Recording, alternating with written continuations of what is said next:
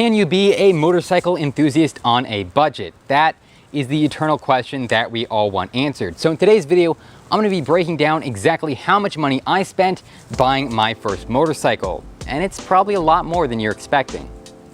Now, the first thing to consider when buying a motorcycle is that obviously you have to be licensed to ride that motorcycle, and well, that unfortunately costs a lot of money. Here in the United States, to get a Class A certification on your license, which allows you to ride motorcycles like this, you need to take what's called an MSF course. And at this course, they not only teach you how to ride a motorcycle and provide you oftentimes with a bike and some gear to learn on, they also administer a test that essentially tests and makes sure you're not a total idiot out on the road.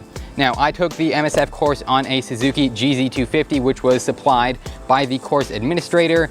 And in order to use that bike and learn from the instructor, I spent $195, which is definitely a significant investment considering I had never sat on a motorcycle before and didn't even know if I would like it. But I went ahead and I spent that money and I passed the test on the first try.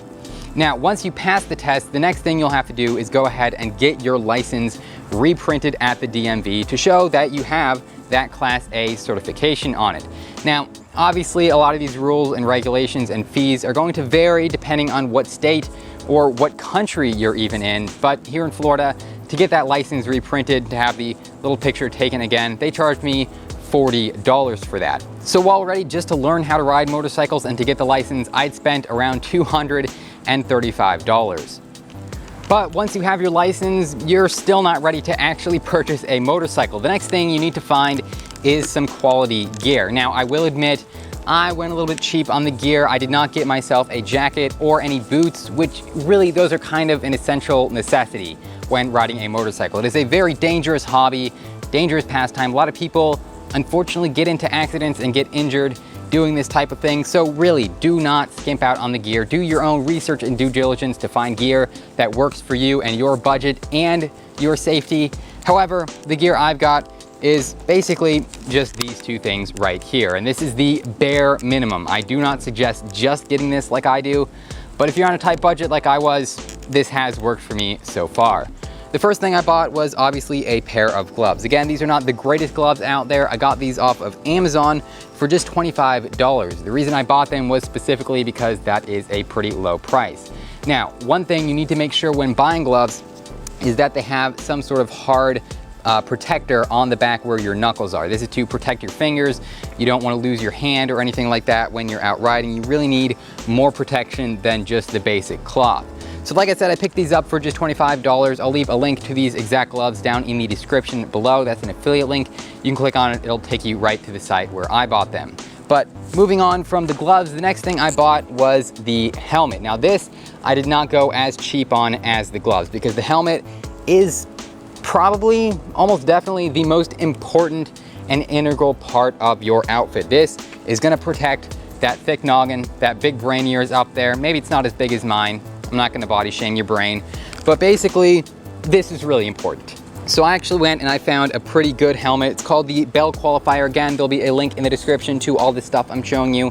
And it costs, I believe, around $110 to $115. Now, I bought it from Bell, which is a very well-known helmet manufacturer. And again, with helmets, there is a wide range of prices. I saw some as low as $50. I would not trust my nog to helmets like that. I also saw some for well over $1,000 in like full carbon fiber race helmets. That seems a little bit exorbitant for the type of riding I do. So I felt this Bell Qualifier was a nice mix, kind of in between. Safe enough, but not ridiculous. So yeah, like I said, link in the description to this as well. But again, you also want to make sure that you get yourself a good jacket and get yourself some good boots. And boots are very expensive. Usually I've seen those from around $95 to $150. The jacket, you could probably get a good padded jacket for around $50 to $100. But now you've got the license, you've got the skills, and you've got the gear. Finally, you are ready to actually spend that lump sum on your very own motorcycle. The most exciting part of the whole ordeal. Now, for me personally, I did a ton of research deciding which bike I wanted to buy, and I ultimately fell on the Yamaha R3 because it's a good mix of sportiness and comfort, and it's fast enough that it'll be fun, but not so fast that I'll hurt myself as a beginner. So Yamaha R3s, they generally go from around $3,000 to $5,000. Suffice it to say, it is a really affordable bike. And this one actually has relatively high mileage. When I bought it, it was just over 28,000 miles, which for a bike is pretty respectable. And it also was pretty banged up. It had some scratches on it when I bought it. And obviously I've added a few of my own. So I was able, at the end of the day, to get what I think is a really good deal on it. For this Yamaha R3 with high mileage and scrapes, it was just $2,300. I know, that's pretty dang cheap for a bike as fast and fun as this. However, that was not the only money I had to spend on this bike, because here in the wonderful US of A, you also need to get it registered and pay taxes. And that was quite a significant amount of money. I actually spent $335 getting a license plate for this thing and giving good old Donnie Trump a cut of the deal. So now we've discussed the cost of taking the MSF course and getting licensed to ride a motorcycle. We've covered the cost of the gear and all the associated accessories you need to keep yourself safe. And we've also covered the cost of the motorcycle itself, including all those taxes and nasty registration fees. And in total, I crunched the numbers, it cost me just $3,010 to get into motorcycles, starting with absolutely nothing.